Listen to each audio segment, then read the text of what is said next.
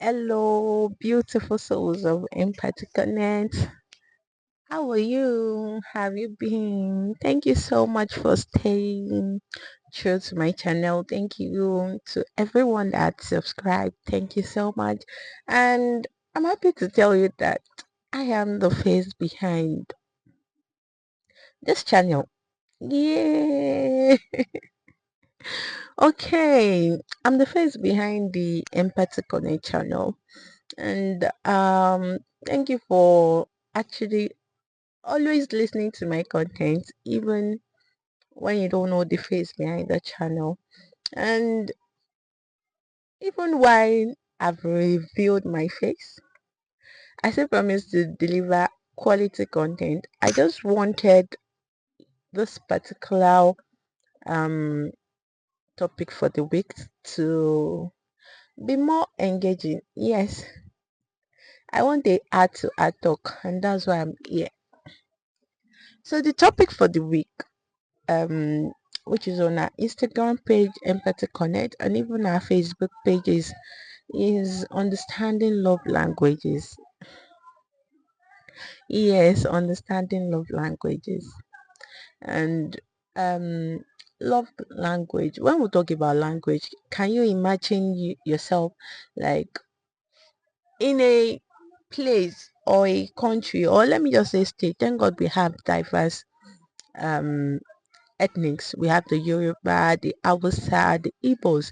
So consider yourself like in a situation whereby you're just in the midst of people you don't understand their language. How would you feel?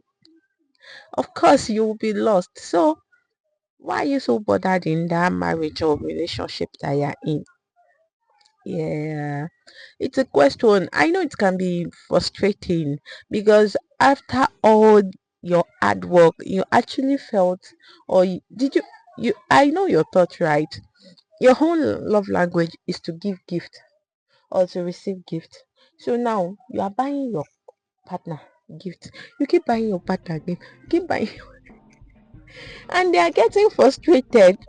Of course, they are not loving you the more. It's just like you doing something they are not finding value in, and you're just trying to express your love. Okay, so now I'll tell you how I brought about this channel. This channel was brought about as a result of um, me wanting to actually share my experiences, and um, by sharing these experiences, I want people um, to learn from it and even avoid those mistakes that I made. Because I noticed those that had gone ahead of us had faced this particular problem, they had gone through it, but nobody is speaking out.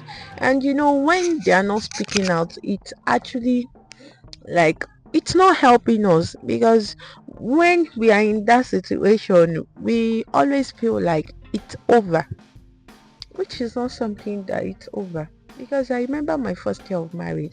I'm married, to God be the glory. And I always say that I found love early. Yes, I got married way too early too. So I would love to actually counsel people and let them know the mistakes that I made, or the help I can give to them when they get married or when they are in a relationship. Marriage and relationship involves two people, and you all are coming from different background.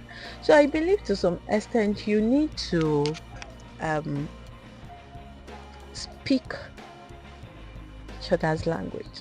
Yes, there is always a place where you come into an agreement, and if you've not communicated or talk about it, definitely the marriage will seem frustrating, and there won't be growth. And if there is no growth, it means there is nothing called marriage. Yes, yes. You don't have to be frustrated. All you need to do is just to sit your partner down, or after communicating about it, you can just take time to observe, learn. You know, we all learn our mother's tongue. we learn English, we learn everything that we want to know, learn, that we desire to know. And since you desire to spend your lifetime journey with this person, I feel like you can just, you know, sit down and learn. Sit down and learn their love language, speak their love language. It helps build companionship, it helps improve relationship, it helps like bring back the honeymoon period, when you just like desire and long to be with each other. So today, welcome again. Okay, let me just dive into the topic, which is the love languages. We have 5 love languages. We have the first one. My first year of marriage wasn't as good as I planned, and sincerely I can't even call home or tell anybody about it, because I feel like they will say, we told you so, baby. But that's not the point. I don't want you to go through the same with me. And it's not even just for the newly wedded couples, it's even for our age parents, because most of them, they are just cohabiting. Nobody is doing what the other partner wants.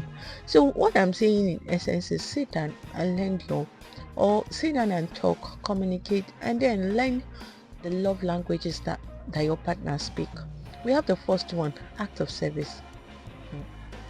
That act of service, if your partner's love language is act of service, please don't go about buying gifts. No, now, if your own is buying gift, let them know so that they will buy you gift, and then you feel loved. And one thing about love language is we feel loved when our language is being spoken to us. Like, everybody wants to feel appreciated, of course. you know I remember when we are in relationship, I have so many suitors, and it is only this man that speaks or that actually suits my taste. Yes, because even if every other person would get me a lot, but it's just this man that I know that, okay, I love caring people, and this man actually cares. Like, there's something that melts your heart when done to you. So what I'm saying is, if your partner's love language is act of service, I mean helping them with stuff around the house, like just sitting down with them to do some things. You can cook for them, you can just help them do that thing that seems so like a heavy tax to them. It will make sense. It will like communicate something to them. It will tell them that, okay, this man actually do loves me, or this woman actually do value me, or do respect me. So men, their love language is respect.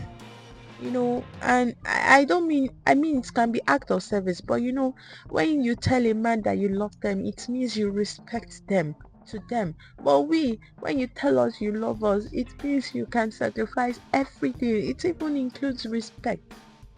So if your partner's love language is act of service, please do it. It helps to improve the marriage. It helps to increase love in the home, and it's even like helps the children to understand what love is even when growing up. The second one, without wasting our time, is words of affirmation. If you're this type that just love doing, you don't want to talk. Why now? At least you are the one that told the sister, and even the sister, are you not the one to actually say, okay, I love you too? At least say thank you to daddy for stopping up the house or for buying things for you. And you, the man, if your wife has been giving you breakfast and you just sit down and eat and not say, well done, my love, Abi, this food tastes delicious. There is a way that compliment actually, like, it brings up emotions of happiness. You just make people happy. Tell your wife she's beautiful. Look at your husband. Oh, you're looking so handsome. Words of affirmation. Let them know you love them.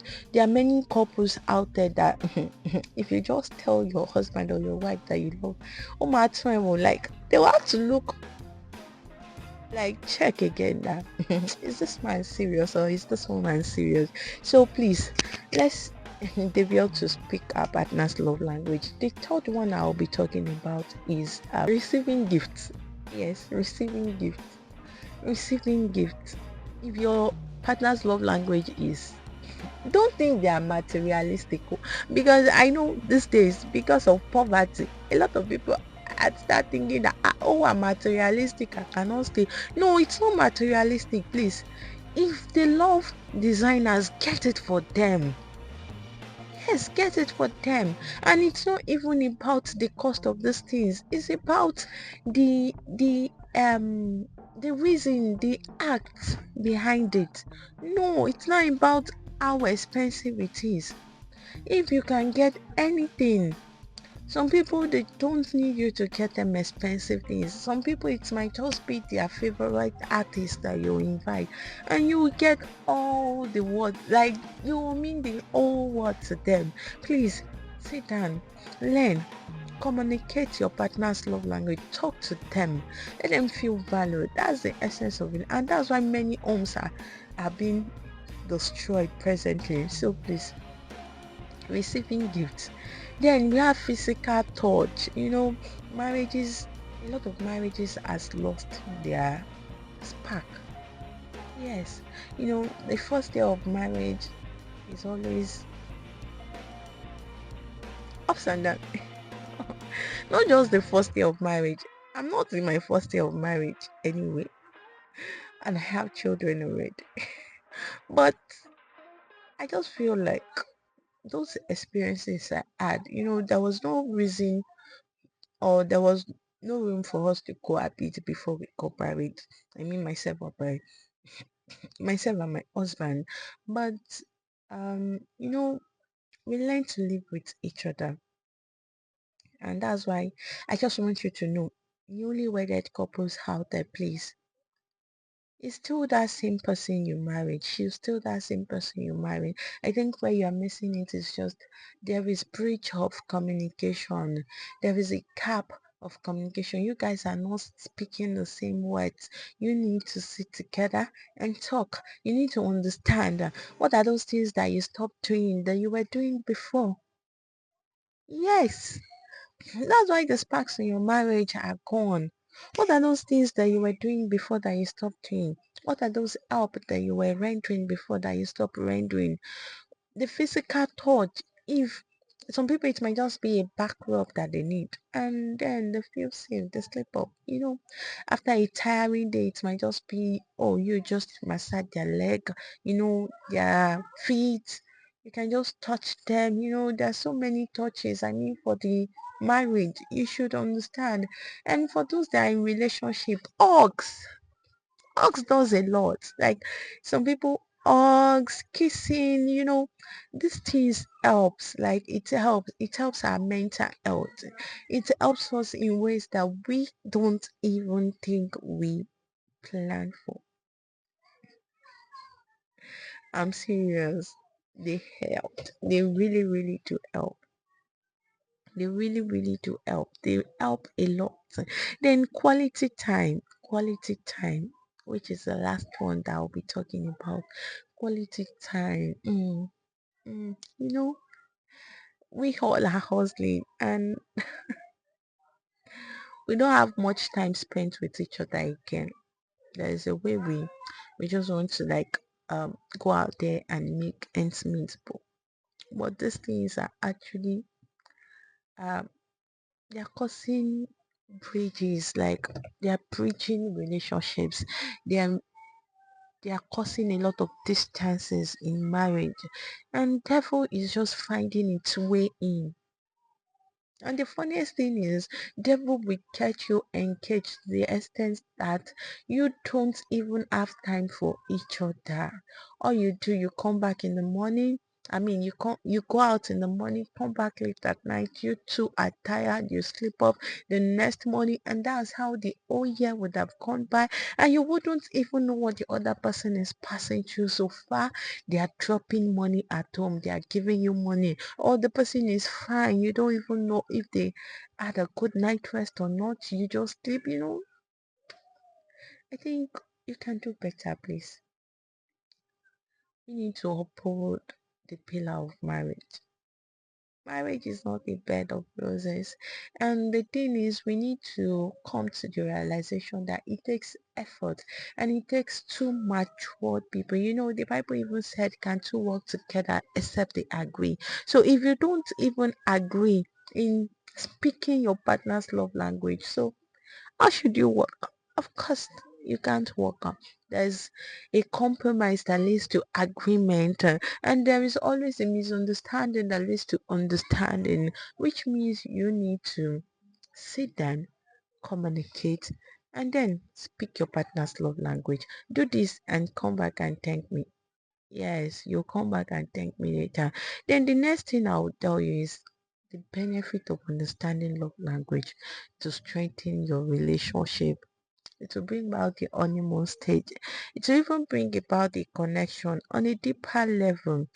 What are the practical tips? You learn it, oh, you learn it. I've said it. You communicate openly. You practice it regularly. Like you can make it a one of your to-do list. Be patient and understanding. So thank you so much for joining my channel, and I hope you love seeing my faces because expert. I'm going to be showing more of my faces. Then you have my content again.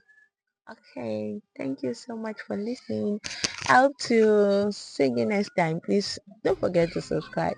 Yes, and I remain your girl. Yes, I mean the face behind Empathy Connect channel. Thank you so much.